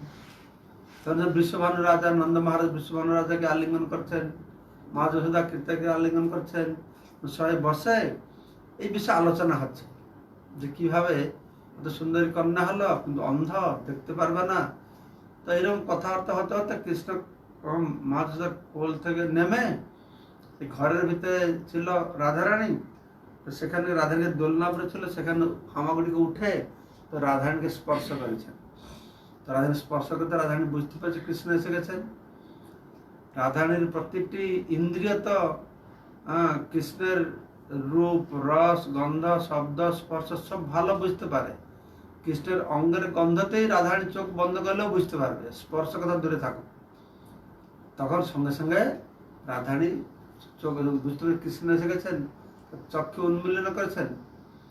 তো তারপর কিছু সময় পরে যখন মা যশোদা কৃষ্ণকে আনতে গেছেন, রাধারানীর চোখ খোলা। আরে কি বলছো, চোখ বন্ধ হয়তো চোখ খোলা? তো কি হলো ব্যাপার, বুঝলো কিনা? সবাই খুব আনন্দ পেয়েছে, ও হ্যাঁ রাধারানীর চক্ষু উন্মীলিত করেছে। তো এরকম রাধারানীর কিছু কিছু বাল্যলীলা রয়েছে। আমি যে রাধারানী গ্রন্থ সম্পাদনা করেছি, বাল্যলীলা রাধারানীর তত্ত্ব কথা বর্ণনা করা হয়েছে। গোলক বৃন্দাবনে তার আবির্ভাব, জড়জগতে তার আবির্ভাব, সেটা বাল্যলীলা। তারপরে তার প্রগণ্ড লীলা, তারপরে তার কৈশোর লীলা বা যৌবন লীলা। যৌবন লীলায় রাধারানী কৃষ্ণের সঙ্গে, রাধারানী আয়ন ঘোষের সঙ্গে তথাকথিত বিবাহের আগে কৃষ্ণের সঙ্গে তার বিভিন্ন লীলা হয়েছিল, সেগুলো বর্ণনা করা হয়েছে। বিবাহের পরে যে লীলা বর্ণনা করা হয়েছে, আর কৃষ্ণ বৃন্দাবন ছেড়ে চলে যাওয়ার পরে কি কি লীলা হয়েছিল সেগুলো দ্বিতীয় খণ্ডে তার কিছু সূচনা দেওয়া হয়েছে। তো এইভাবে ধারাবাহিকভাবে তারপরে সমস্ত লীলা করে রাধারানী কিভাবে গোলক বৃন্দাবনে ফেরত চলে গেছেন তারও বর্ণনা করা হয়েছে। এই সমস্ত কথা এই সমস্ত রাধারানী গ্রন্থে আপনি পাবেন। হরি বল। রাধারানীর কথা বইটা থাকতে হবে, কত কথা বলে শোনাবেন মহারাজ। আমার তো মনে হয় মহারাজ যেভাবে আপনি বলছেন, সে কি বলে আদি খণ্ড, মধ্যখণ্ড, অন্তখণ্ড, এরকম অনেক বড় বই প্রকাশিত হবে পরবর্তীকালে। মহারাজ আমরা কৃতজ্ঞ মহারাজ, এই রাধারানীর তত্ত্বের উপরে বিভিন্ন শাস্ত্র মন্থন করে এই গ্রন্থটি আমাদের উপহার দিয়েছেন। বইটির সাইজও খুব সুন্দর, এত সুন্দর তার ছাপানো বাইন্ডিং। মহারাজ কয়টা প্রশ্ন এসছে, নিতে পারি? হ্যাঁ, প্রশ্ন নেব। মহারাজ আপনার মুখ থেকে ভালো কথা বেরিয়েছে। আমি কয়েকদিন ধরে কন্টেম্পলেট করে চিন্তা করছি, কেননা এই রাধারানীর আরো অনেক লীলা রয়েছে। দ্বিতীয় খণ্ডে লীলা আছে, ভূত বাল্য লীলা রয়েছে, যেটি বাল্য লীলার প্রথম খণ্ডে থাকার কথা নেই। যদি রাধারানী কৃপা করে, রাধারানী কৃপা না হলে তো তার লীলা প্রকাশ হবে না। করেন কোনোদিন যে আমার হাতে রাধারানী বাল্য লীলার একটা খণ্ড হবে, বাল্য লীলা, তার কুমার লীলা, কিশোর লীলা, এই এক একটা খণ্ড হয়ে যাবে, একটা বই হয়ে যাবে। তো সেগুলো যদি বিভিন্ন গোস্বামীর তো অনেক গ্রন্থে রাধারানীর সুন্দর সুন্দর তত্ত্ব কথা শুধু নয়, সুন্দর লীলা বর্ণনা করেছেন। সেগুলো যদি রাধারানী কৃপা করেন, কৃষ্ণ কৃপা করেন, কোনোদিনই আত্মপ্রকাশ হবে। জয় রাধারানী কি জয়। সুন্দর কথা মানে। তথাপি যা এখানে তত্ত্ব রয়েছে, রাধারানীর তত্ত্ব এবং লীলা, বইটার নাম হচ্ছে রাধারানীর লীলা। খুব সুন্দর, সবাই কাছে রাখবেন বইটি। আমার মনে হয় যারা জগন্নাথ রথযাত্রার সময় যারা মহারাজের প্যাকেট নিয়েছেন তারা সব বই পেয়ে গেছেন। আবার নতুন নতুন বই এলে আমরা পাঠাবো আপনাদের কাছে। রাধারানী বই দেওয়া ছিল, হ্যাঁ, 1000 টাকার ভিতরে পুরো মহারাজ আপনার সব বই পাঠিয়েছি। বেশিরভাগ লোক পুরো প্যাকেটটা নিয়েছেন। একজন প্রশ্ন করেছেন, তার নাম হচ্ছে সুমুখী গান্ধর্বিকা দেবী দাসী। তো মহারাজ আমি শুনেছি রাধারানীর আরেকটি নাম গান্ধর্বিকা। যদি মহারাজ গান্ধর্বিকা কথাটির অর্থ একটু বুঝিয়ে বলেন। কি উনি গন্ধর্ব বিদ্যাতে খুব নিপুণা ছিলেন। গন্ধর্বরা গান করে না, নৃত্য আর গানে খুব নিপুণা ছিলেন, সর্বশ্রেষ্ঠ ছিলেন। তার নাম গান্ধর্বিকা। তার মধ্যে তিনি গানতে খুব নিপুণা ছিলেন, তাই গন্ধর্ব নাচ হলে তাদেরকে গন্ধর্ব বলে বলা হচ্ছে। গান্ধার্বিকা থেকে গন্ধর্বরা এসেছে, সেই নাম থেকে। প্রথম নামটা হচ্ছে গান্ধার্বিকা, তার থেকে সেই নাম থেকে এদের এরা ভালো গায় বলে এদের গন্ধর্ব বলে বলা হয়। এটা আমি শুনেছি। তার মানে গান্ধর্বিকের নাম গুরু মহারাজ দিয়েছেন, ভালো গান করতে হবে। গুরু মহারাজের কৃপায়, রাধারানীর কৃপায় ভালো গান গাইতে হবে, এসে যাবে গুরুদেবের কৃপায়। ধন্যবাদ গান্ধর্বিকা, সুমুখী গান্ধর্বিকা দেবী দাসী, হাওড়া থেকে। পরবর্তী প্রশ্ন করেছেন সঙ্গীতা দাস, শিলিগুড়ি থেকে। একটা প্রশ্ন এসে, তিনি দুটো প্রশ্ন করেছেন। মা যশোদা কেন রাধারানীর চরণ ধরে কান্না করেছে, এরকম কোন লীলা? এ তো একটা বড় লীলা আছে। তো রাধারানী যে কত শ্রেষ্ঠ সেটা ভগবান কৃষ্ণ একদিন বলছেন যে রাধারানীকে দেখো, তুমি কত মহান, কত শ্রেষ্ঠ, তো তোমার মতন আর প্রিয় কেউ নেই ব্রজভূমিতে। রাধারানী বলে, তুমি একটা লম্পটের মতন কথা বলো, শুধু আমার মন ভোলা বলে যে আমি শ্রেষ্ঠ, আমি শ্রেষ্ঠ। তুমি তোমার মা যশোদা কত মহান, কত শ্রেষ্ঠ, তুমি কত ভালোবাসো, আমি কি ওর থেকে বড়? কৃষ্ণ বলছে, তুমি দেখো, তুমি ওর থেকে বড়, তুমি এইরকম দেবো একদিন হবে ও তোমার চরণ ধরবে এসে, হ্যাঁ দেখবে এরকম। তো সেই উদ্দেশ্যে ভগবানটা লীলা করেছিলেন। তো যার ধরুন সেই লীলাটা হচ্ছে, আমি সংক্ষেপে বলে দিই। কিরকম না, কৃষ্ণ এই লীলাটা সংগঠন করেছেন। তো রাধারানী সখীদেরকে নিয়ে, কৃষ্ণকে নিয়ে নাচাচ্ছে, আর তাকে লড্ডু দিব, আরো নাচছে, এরকম করতেন সব ব্রজগোপিকারা। তোর মা যশোদাকে রেগে গেছেন, আরে তোমরা কি করছো, আমার ছেলেটা গোচারণে যায়, একটু বিশ্রাম করবে, তাকে তোমরা নাচাচ্ছ। তখন রাধা বলছে, রে এর নাম কৃষ্ণ, তোমার ছেলের নাম কৃষ্ণ, তোমার ছেলের নাম কৃষ্ণ বলে কি জগৎ আর কেউ কৃষ্ণ থাকবে না? এটা আমাদের কৃষ্ণ। আচ্ছা, তাহলে আমার ছেলে কৃষ্ণ, তোমার ছেলে কৃষ্ণ হতে পারে, কিন্তু অবিকল দেখতে একই, সব কিছু একই, হ্যাঁ এটা কি করে হতে পারে? তো এরকম বলছে, না না তোমাদের তুমি যা দেখো, তোমার কৃষ্ণ তোমার বাড়িতে আছে। তো মা যশোদা কি দেখছে যে এখানে এদের কাছে কৃষ্ণ আছে, বাড়িতেও কৃষ্ণ শুয়ে আছে। তখন এসছে, বলছে, আরে সত্যি তো, তোমাদের কৃষ্ণ ঠিক আমার কৃষ্ণের মতন। ঠিক আছে, তোমরা আসো, তোমাদের কৃষ্ণকে নিয়ে আসো, আমার কৃষ্ণ দুজনে মিলে তারা এখানে আমাদের আঙ্গিনায় নিয়ে আসো, আমাদের বাড়িতে তারা নাচ করবে। রাধা বলছে, না না না না না না না না, আমরা আমাদের কৃষ্ণ তোমাদের বাড়িতে নেব না। কেন না, যে আমাদের কৃষ্ণ তোমাদের সঙ্গে কৃষ্ণ যদি কি বদল হয়ে যায়, বদল হয়ে যায়, তো মা যত কি তোমার কৃষ্ণ আমার কৃষ্ণ কি, তো যদি চেঞ্জ হয়ে যায় কোনো সুযোগ, হ্যাঁ তোমার কৃষ্ণ কি, তোমার কৃষ্ণ সারাদিন গরু চড়ায়, তোমার কৃষ্ণ কি জানে? আমার কৃষ্ণ রসতত্ত্ব জানে, কত কি ভালো, হ্যাঁ আমার কৃষ্ণের মহিমা কত অসুরকে বধ করেছে, কি করে। আরে আমার কৃষ্ণ তো সবাই জানে, পুতনাকে বধ করেছে, ঠিক আছে ঠিক আছে, আর বেশি ঝগড়া করার দরকার নেই। আমি যে যাবো, আমার কৃষ্ণটা মাথায় আমি একটা দাগ দিয়ে দিয়েছি, তো একটু সাদা দাগ নাকি দিয়ে দিল, তো দুই কৃষ্ণকে নাচাবে। তো মা যশোদার বাড়িতে গিয়েছেন, তো নাচাচ্ছে, সবাই নাচছে, কৃষ্ণ নাচছে, নাচতে নাচতে এই দুই কৃষ্ণ, মা যশোদা যে কৃষ্ণকে নিয়ে এসেছিল, রাধারানী যে কৃষ্ণ ছিল, তার দাগ লাগানো আছে, ও দু এক হয়ে গেছে। তো নাচতে নাচতে নাচতে নাচতে তো নাচ শেষ হয়ে গেছে, টাকা বেলায় নাচ শেষ হলো, তো বাড়ি যায়। তো রাধারানী আর সখীরা কি করছে না, ওদের কৃষ্ণকে নিয়ে হাঁটতে শুরু করেছে।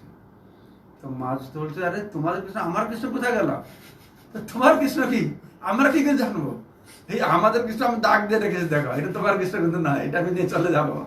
তো না না, তুমি কি করলো রাধারানী, তুমি অনেক ভেলকিবাজি জানো, তুমি কিছু করো, তুমি কিছু নিয়ে গেছ, এরকম করতে করতে মা যশোদা একদম মানে মূর্ছায় পড়ে গেছে। তখন রাধারানী বলছে, কি হবে এখন? কৃষ্ণকে বলছে, তো মা মূর্ছায়। রাধা কৃষ্ণ, না না কোনো অসুবিধা নেই, কিছু হবে না।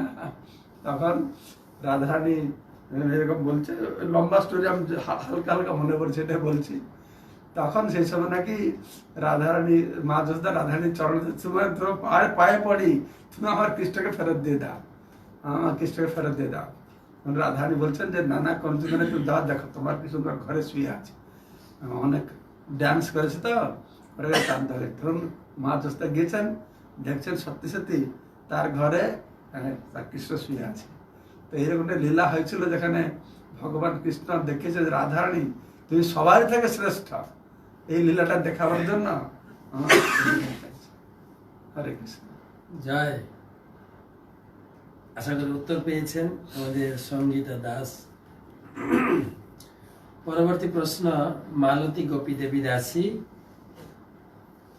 আমার প্রশ্ন মহারাজ, পবিত্র রাধাষ্টমীর দিন কিভাবে শ্রীমতী রাধারানীর উপাসনা করে তাকে খুশি করে তার সম্পত্তি ভগবান শ্রীকৃষ্ণের প্রেম ও আশীর্বাদ লাভ করতে পারি?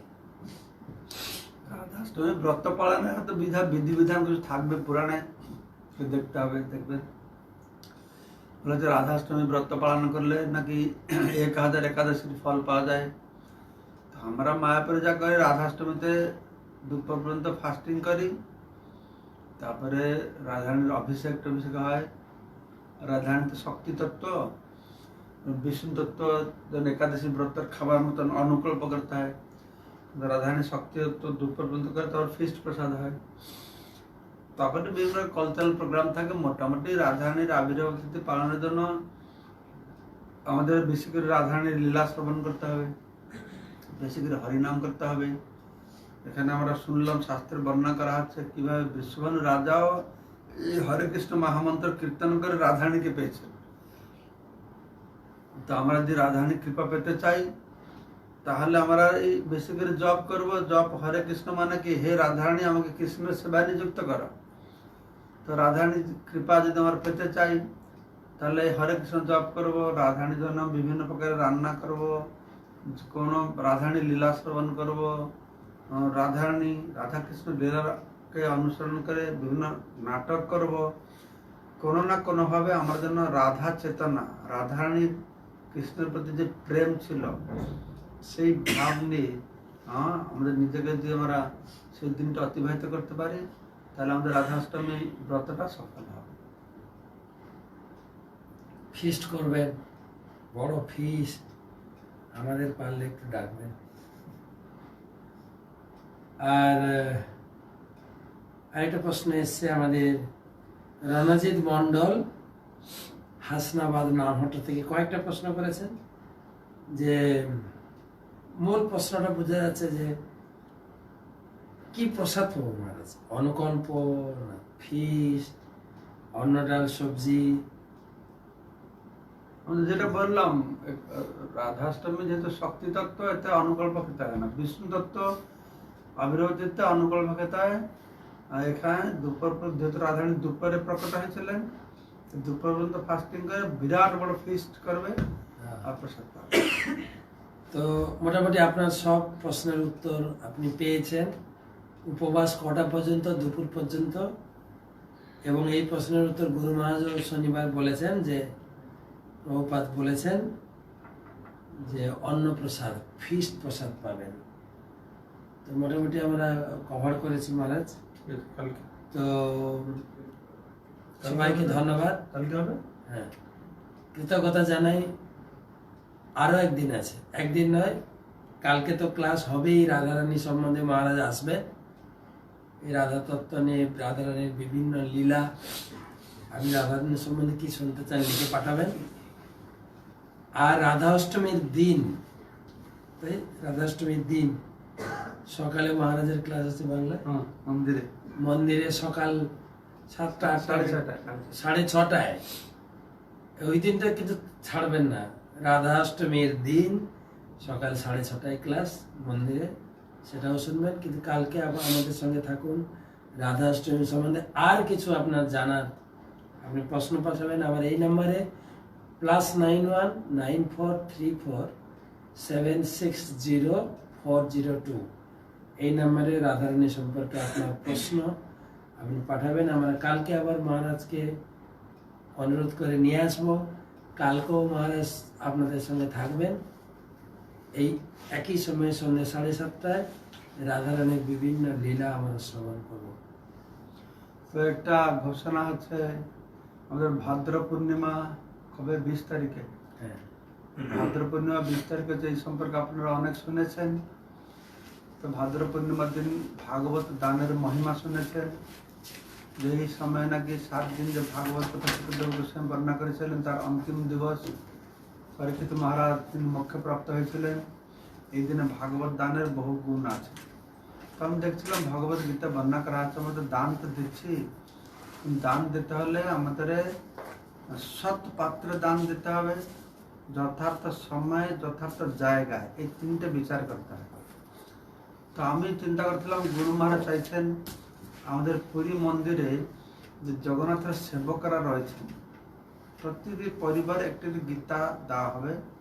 যারা মুখ্য সেবক রয়েছেন তাদের ভাগিতে আমরা একটা করে উড়িয়া ভাষায় ভাগবতম সেট দেব, উড়িয়া ভাষায়। তো আমি চিন্তা করলাম এটা তো ভালো জিনিস। আমার যে ভক্তরা বহু দান দিচ্ছে, মানে যথার্থ স্থানে, মানে জগন্নাথ পুরী থেকে আর ভালো স্থান কি হতে পারে এই ধরাধামে। জগন্নাথ পুরীতে, আর জগন্নাথের যারা মুখ্য মুখ্য সেবক, তাদের থেকে আরো শ্রেষ্ঠ পাত্র কে থাকতে পারে, তাদের হাতে তুলে দেওয়া হবে। এই ভাদ্র পূর্ণিমা পরে 27 তারিখে মহারাজ যাচ্ছেন, আমি যাচ্ছি, আমরা সবাই যাচ্ছি। তো যারা যারা আপনারা চান, তো এই প্রভুপাদের গ্রন্থ জগন্নাথের সমস্ত মহান মহান যা সেবক রয়েছেন, পতি মহাপাত্র, দৈতাপতি, সিংহারি, যারা ভগবানের ড্রেস করে, ভোগ লাগায়, তারা তো সবাই ভগবানের ভক্ত। তারা ভাগবত পড়লে খুব আনন্দ পাবে। আর এই প্রভুপাদের ভাগবত তো সুন্দর বর্ণনা, হ্যাঁ, ওরা খুব আনন্দ পায়। উড়িষ্যার লোক এমনি গীতা ভাগবতের প্রতি খুব আকর্ষণ রয়েছে তাদের। তো আপনারা যারা চান মহারাজ সঙ্গে যোগাযোগ করবেন, এই নম্বরে বলবেন, তো যে আপনি এই দানটা পুরী পান্ডা জগন্নাথের মুখ্য সেবক যারা, তাদের হাতে আমরা তুলে দেব। তুলে দিয়ে আপনাদের কোন সেটটা কোন পান্ডার হাতে, তাহলে তার রিপোর্ট আমরা দেবো, দরকার ফটো তুলে দেবো। আপনি বুঝতে পারবেন যে আপনার দানটা একদম ভাগবত দান, যথা সময়ে যথাস্থানে, হ্যাঁ, একটা যোগ্য ব্যক্তির কাছে পৌঁছানো হয়েছে। হরে কৃষ্ণ। জয়। সুবর্ণ সুযোগ।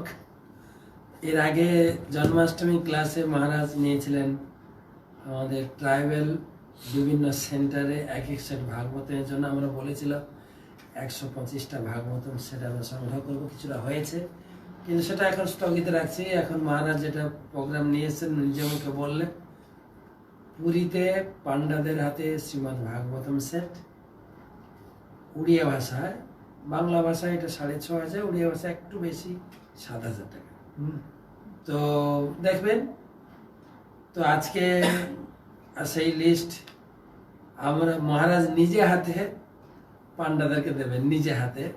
মহারাজ বললেন সেই ছবি, কার বই কোন পান্ডার কাছে যাচ্ছে সেটাও আপনার কাছে পৌঁছে যাবে মেসেজ, এবং পুরীর আশীর্বাদ। পুরীতে গিয়ে নিজে হাতে আমরা যাচ্ছি পুরী পরিক্রমা। প্রসাদ পাবে, প্রসাদ পাঠাতে পারি যদি চান, শুকনো প্রসাদ পাঠাতেও পারি। তো অনেকগুলি ভাগবত মহারাজ আপনার হাতে তুলে দিতে পারেনি, আপনি ছিলেন না। ট্রাইবেলের জন্য আমি আজকে 5টা ভাগবত লিস্ট করেছি। তো একটা স্পর্শ করবেন মহারাজ, আমি নামগুলো ঘোষণা করে দিই। লীলাবতী রুক্মিণী দেবী দাসী, কলকাতা থেকে 100 ভাগবতম। শান্তিপ্রিয়া জানকী মাতাজি, চট্টগ্রাম বাংলাদেশ থেকে 200 ভাগবতম। তপনচন্দ্র নন্দী, আবুধাবি থেকে 100 ভাগবতম। আয়ুষ্মতী সখী দেবী দাসী, মহারাজ আপনার কাছে যে মেসেজ গেছিল, আয়ুষ্মতী সখী দেবী দাসী 300 ভাগবত দিয়েছেন গুরু মহারাজকে, আপনাকে আর 100 আমাকে। তো টোটাল 5 সেট। লীলাবতী রুক্মিণী দেবী দাসী কলকাতা, শান্তিপ্রিয়া জানকী দেবী দাসী বাংলাদেশ চট্টগ্রাম, তপনচন্দ্র নন্দী আবুধাবি এবং আয়ুষ্মতী সখী দেবী দাসী কলকাতা। মহারাজ এই 4 জনের জন্য বিশেষ আশীর্বাদ করবেন, কৃপা করবেন। আমরা একটু হরিনাম করি। হরে কৃষ্ণ কৃষ্ণ কৃষ্ণ হরে হরে, হরে রাম রাম রাম হরে হরে। সবাইকে ধন্যবাদ। আর মাত্র কয়টা দিন বাকি, আজকে হয়ে গেল 12 তারিখ। 20 তারিখে, এক সপ্তাহ 20 তারিখে আর এক সপ্তাহ বাকি, 20 তারিখে। তো আপনি প্লেজ করতে পারেন, মানে প্রতিশ্রুতি করতে পারেন যে আমি পুরীতে দেব, আমরা লিস্ট করে নেব, আপনি ধীরে ধীরে আপনি টাকা ট্রান্সফার করতে পারেন। তো আমরা কতগুলো ভাগ লাগবে আমরা প্ল্যান করব। জগন্নাথের বিশেষ কৃপা পুরী ধামে। হরে কৃষ্ণ। এইবার যারা ট্রাইবাল দুজন দিয়েছেন, অনেক সেট আমরা পেয়েছি। তো এখন ট্রাইবালদের মধ্যে ভগবত ভক্তি প্রচারটা খুব ভালো আছে। এই পদ্মমুখী নিমাই প্রভু গিয়ে ডিসাইপল কোর্স দিয়েছেন, প্রায় 100-150 লোক ট্রাইবাল লোক, তারা সব নীতি নিয়ম নিষ্ঠা পালন করেছে। ডিসাইপল কোর্স করলে তারা সব দীক্ষা নেবে। মহাপ্রভুর অসীম কৃপা, প্রভুপাদ গুরুমাদের অসীম কৃপার ফলে তো আমরা পরিকল্পনা করেছি অনেক সেট যে পাওয়া গেল, যারা দীক্ষা পাচ্ছে, যারা পড়াশোনা জানে, তো তাদেরকে ভাগবতম দিব। গত বছর আমরা ভাগবতম দিয়েছিলাম। সেই ভাগবতমরা এখন ট্রাইবালরা কী করছে, তাদের ঘরে ঘরে আর যেখানে যেখানে পাঠশালা রয়েছে তারা পড়ে পড়ে চর্চা করছে, আলোচনা করছে, শোনাচ্ছে। তো এটা খুব সুন্দর কাজে লাগছে। ট্রাইবালদের জন্য যারা ভাগবতম সেট দিয়েছেন সবাইকে অবশ্যই ধন্যবাদ জানাচ্ছি। তো ঠিক আছে, ট্রাইবাল যারা পেয়েছে যেগুলো আমরা সংগ্রহ করেছি সেগুলো পৌঁছে দেবো। কিন্তু এই যে 5-7 দিন থাকলো, এইটা আপনাদের জন্য সুবর্ণ সুযোগ। এই আপনার চেষ্টা করবেন ভাগবতম সেট জগন্নাথ সেবকদের উদ্দেশ্যে দেওয়ার জন্য। ঠিক আছে, এটা গুরু মহারাজ ও চাইছেন। হরে কৃষ্ণ। জয় জয় জগন্নাথ ধাম কি জয়, ভাগবতম গ্রন্থ কি জয়, ভাদ্র পূর্ণিমা কি জয়। তো আমরা আজকের ক্লাস আমরা বিশ্রাম দিচ্ছি। আবার আসবো কালকে, আপনাদের সঙ্গে মিলিত হব রাধারানীর দ্বিতীয় পর্বের কথা আমরা আলোচনা করব। আপনার প্রশ্ন থাকলে পাঠাবেন। তাছাড়াও আমরা মহারাজের বই থেকে বিভিন্ন লীলা কাহিনী, রাধারানী কত কৃপালু, রাধারানী একটু ভক্তকে কিভাবে কৃপা করলেন, কিভাবে সে শিয়ালকে উদ্ধার করলেন, শিয়ালের কাহিনী শোনাবো কালকে। তিনি কিভাবে রঘুনাথ দাস গোস্বামীকে কৃপা করলেন। অনেক অনেক সুন্দর সুন্দর কাহিনী, যা শুনলে আমরা খুবই আনন্দ লাভ করব এবং ভগবান কৃষ্ণের চরণে, রাধারানীর চরণে আমাদের ভক্তি শক্তি বৃদ্ধি হবে। এবং শ্রী রাধারানী ভাব নিয়ে চৈতন্য মহাপ্রভু এলেন এই নবদ্বীপে। আরেকটা গুপ্ত কথা, রাধারানী এই নবদ্বীপ ধাম বানিয়েছেন কিসের জন্য, সে কথাও আমরা কালকে মহারাজের কাছ থেকে শুনব। রাধারানী অন্তরঙ্গভাবে কৃষ্ণের সেবা করার জন্য এই নবদ্বীপ ধাম তিনি তৈরি করেছেন। এই রহস্য আমাদের অজানা, আমরা এসব জানি না। কিন্তু রাধারানীর প্রেমী ভক্তের কাছ থেকে শ্রবণ করতে করতে এবং মহারাজের গ্রন্থটি পড়ে যতটুকু আমরা জানতে পেরেছি। তো সবাইকে কৃতজ্ঞতা জানাই। রাধারানীর কৃপা লাভ করুন, রাধারানী বেশি করে কৃপা করুন আপনাদের উপরে। সবার উপরে রাধারানীর আশীর্বাদ হোক, চৈতন্য মহাপ্রভু কৃপা লাভ করি। এবং আমরা মহারাজের সঙ্গে আরও 2 দিন, কালকে এবং রাধাষ্টমী দিন থাকবো। শুভরাত্রি, সকলকে কৃতজ্ঞতা জানাই। হরে কৃষ্ণ। হরি বল।